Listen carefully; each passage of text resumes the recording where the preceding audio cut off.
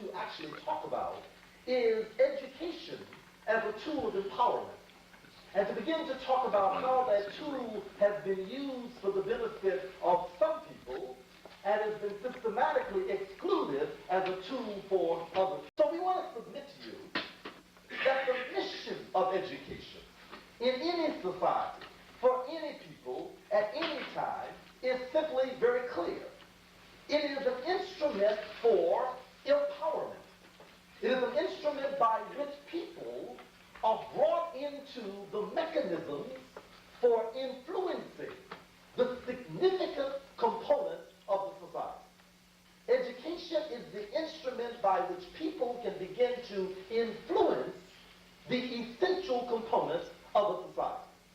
So what education is supposed to do is to give people the capability of influencing, first of all, the material resources of a society. One, by virtue of their tools, and the tools which they master are able to somehow move things materially and make those materials serve the human need and human progress to the best of their ability. The process of education is supposed to give people the capability to make the material resources serve them best. So if you know certain things, and if your education is real, then you should be able to make things that you need for your material survival more accessible to you. You should be able to master in this society financial, economic resources. You should be able to master the use of certain tools that begins to restructure the environment. You should be equipped in some way to be able to alter the material world towards the objective of the advancement of yourself and people like you. So if the education is working, you should be substantially, materially better off by virtue of education than those who do not have education. Now, obviously, there is a tremendous discrepancy in terms of how this process works.